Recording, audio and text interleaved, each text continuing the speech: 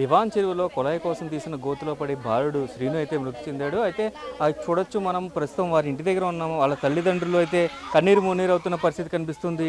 ఈ చిట్టి తల్లి తమ్ముడే శ్రీను అయితే ఇప్పుడు చనిపోయాడు. తమ్ముడిలాగా ఏం చేయాలో కూడా దిక్కుతోడిన పరిస్థితిలో ఉన్నారు. అయితే తల్లి అయితే తట్టుకోలేని పరిస్థితిలో ఉంది. తన కొడుకు దూరం అయిపోయాడంటూ కూడా కన్నీరు మున్నీరు అవుతున్న పరిస్థితి కనిపిస్తుంది.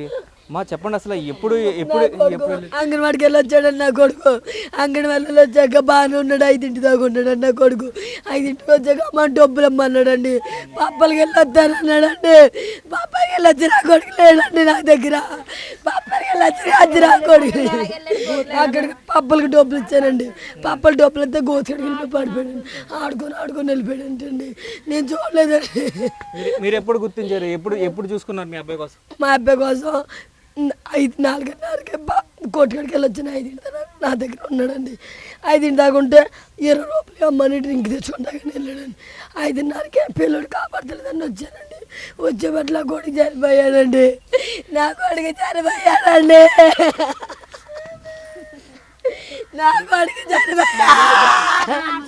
పడకండి, ఇప్పుడు బాధపడకండి. ఇప్పుడు పంచాయతీ అధికారుల నిర్లక్ష్యం వల్ల ఇది అంతా జరిగింది అనుకుంటున్నారు. అవునండి, పంచాయతీ ఆపించానండి. వాళ్ళు కొయ్యి తీసిన వల్లనండి నా కొడుకు చచ్చిపోయాడు. ఆ కొయ్యి తీసిన వల్ల నా కొడుకు చచ్చిపోయాడండి. ఆ గొయ్యి వల్లేనండి నా కొడుకు చచ్చిపోయాడండి. చూడొచ్చు, పూర్తిగా ఈ గోయితిని తీయడం వల్లే కొడుకు చనిపోయాడంటూ తల్లి కన్నీరు మున్నీరు అవుతుంది. తండ్రి అయితే ఏం మాట్లాడలేని పరిస్థితిలో ఉన్న పరిస్థితి కనిపిస్తుంది. పూర్తిగా వీరి కుటుంబ సభ్యులందరూ కూడా కన్నీరు మున్నీరు అవుతున్న పరిస్థితి కనిపిస్తుంది. పూర్తిగా చూసుకున్నట్లయితే మేనల్లుడు కోసం అత్త వెలిపిస్తున్న పరిస్థితి కనిపిస్తుంది. తండ్రి అయితే అసలు ఏది మాట్లాడలేని పరిస్థితి ఉన్నారు. అన్న చెప్పండి, అసలు ఈ అంగన్వాడీకి ఎప్పుడు జాయిన్ చేశారు? ఎప్పటి నుంచి వెళ్తున్నారు మీ అబ్బాయి? మా అబ్బాయి అయితే చాలా నుంచి వెళ్తున్నాడండి. సంవత్సరం బట్టి నుంచి వెళ్తున్నాడండి. పొద్దున్న ఉప్పంబల్లో పంపించానండి. బల్లోకి వెళ్ళాడండి. ఇంటికి వచ్చేసాడు. ఇంటికి వచ్చాక సందాల మాటలు ఎంత 5:30 4 అవుతుందండి.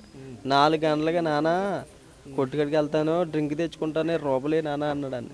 20 రూపాయలు డ్రింక్ కోసం వచ్చానండి.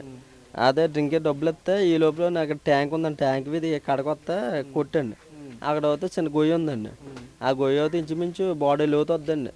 నీరు బాడీ లోతు వద్ద తీసి అలాగ వదిలేయారండి. కనీసం కంపలు కూడా కానీ పెంచింగ్ కానీ ఏమీ వేయలేదండి. అలాగ వదిలేయారు. అది వీడు మరి అలాగే వెళ్ళాడు తెలియదండి. ఆ గొయ్యిలో పడిపోయాడండి. పడిపోయి నేను సెంటర్లోకి వెళ్ళి వచ్చే లోపల ప్రాణం పోయిందండి. ఎవరు చూసారా నా గోతులో ఉన్నట్టు బాబుని?